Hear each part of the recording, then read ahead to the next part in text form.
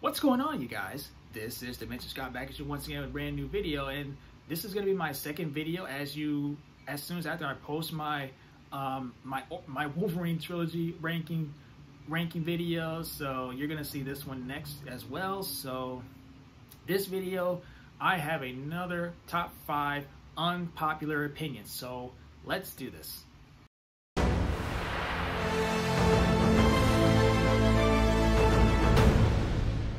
Before we get into today's video, if you guys are brand new to my channel, if you like this video, be sure to give it a thumbs up, comment down below, and subscribe for more videos if you like what you see.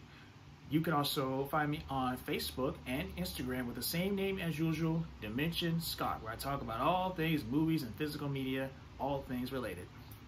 Okay, so I thought about it, so I'm ready to give you guys another perhaps shocking, unpopular opinions after the one I did previously a few months ago, month or two ago. So I'm not wasting any more time. So shall we begin? My number 5 is Black Panther is an overly rated movie. I'm sorry, if you're an MCU fan or a fan that's looking for a black community, something like that film, but good on, I'm happy for you. But for me, I was ready at the time to see Infinity War.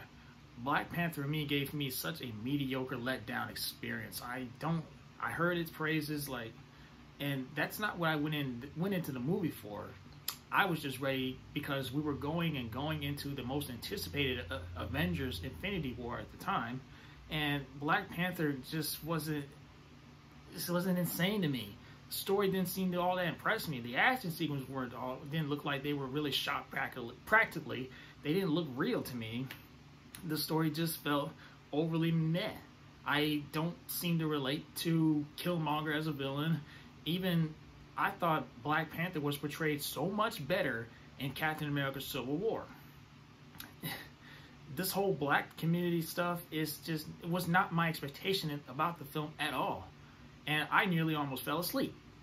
Can you believe that? I walked out not so impressed, all that happy. I was ready to go to sleep on Black Panther, but thankfully I didn't. So Black Panther was a disappointing experience leading into the Avengers Infinity War. I didn't go into that movie for to watch the whole black community stuff. So that's what I got to say about Black Panther. Why I feel like Black Panther was a very disappointing experience to me. I didn't dislike the movie, but it was still a disappointing letdown experience to me. Okay, we are at number 4. Resident Evil Welcome to Raccoon City is a solid adaptation of a video game. As a huge fan of the original 3 games, I think they did a really nice job adapting something like that come to life. They got the tone right, and I think they got the characters pretty done right. Now, I understand a lot of you hate this movie because Leon's a straight up idiot and all that, but come on, if you think about it, by the end of that movie, and from this entire movie, Leon is not useless in the film at all. In fact, well, spoiler alert, if you've never seen it, Leon saved the day from our survivors in that, from William Birkin at the end of that movie. And looking back on it, I still think it's unfortunate we haven't got a continuation. I thought the actress who played Claire Redfield did a really good job. They got the mansion right. They got Easter eggs right. They took shots directly from the video game. It was just like watching those first 2 video games come straight to life. If you think they should have separated the stories instead of just one film, totally fair enough. I think they could have probably took some time more in the 3rd act of the movie because it was pretty quick. Yeah, so zombie action, cast, and tone felt like it was definitely like Resident Evil came straight to life, and that's why I choose to think Resident Evil Welcome to Raccoon City was the best solid adaptation it possibly could to come to life from two favorite zombie video games to me. Number 3 of my unpopular opinions. Halloween 3 Season of the Witch is just an okay movie. It's not a great anthology set in the Halloween franchise. Now, I heard when this movie came out, it was so hated because there was no Michael Myers, nowhere to be found at all, because they were going in a much different directions, completely separated from Michael Myers, because it was never meant to be about Michael Myers. I understand that. Looking at this film myself, it's not fantastic. I kind of like it being set during Halloween. I do like some theme music in this movie that you guys probably know what I'm talking about. The whole Silver Shamrock theme music in this movie. There's no actor in this movie that really stands out to me. I mean, our main actor and other actors, they don't stand out to me, really. That's all I can think of about Halloween Season of the Witch. It's just an okay movie. It does have some pretty grossing kills in this movie, especially with the pumpkin mess made by this Halloween factory. And it's fine. It's not great. I would never ever go in far and think this movie is great. A lot of reviewers think this movie is great because they have this new appreciation about it after so many years, after realizing that it was never meant to be about Michael Myers. The Halloween franchise was supposed to be an anthology. Halloween 1 was supposed to be one and done. It was never meant to have a sequel. Michael and Laurie were not meant to be brother and sister. It was supposed to be one story and go and find something else. Another project, another direction set during Halloween. Completely separated from Michael Myers. I get it. And it's just okay. The movie was directed by the same person who actually did Stephen King's miniseries It, which I definitely do like. But this movie, Season of the Witch, is just okay. It's not great. I don't think it's a great movie by any means. It's not insane, just because it's set around Halloween and everything. And now we are number 2.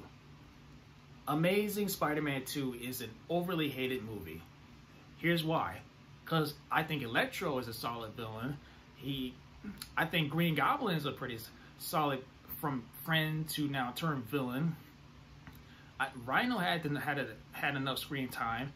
Peter Parker Gwen Stacy relationship is great. It has good Spidey action, especially in the middle of Manhattan. It has great Hans Zimmer score. And spoiler alert, Gwen Stacy's death is still really impactfully sad. It's a shame they ruined it in the trailer, and I guess a lot of people thought it was all going to happen. A lot of people at the time, when they probably saw the trailer and just said, "Oh, this movie sucks." And they had all this setup. People say they had too much setup and crammed in one movie to set up other sequels and spin-offs that they were going to plan in their own universe before working with Marvel Studios. So that to me is whatever. I like Spidey action. I like the costume. I like Andrew and Emma Stone. I like Electro, played by Jamie Foxx, and actor played Harry Osborn, turned Green Goblin. He didn't need to be. He did not need to be on board with. I can't remember the actor's name. I think it's. Oh my God! It's from the Raimi trilogy.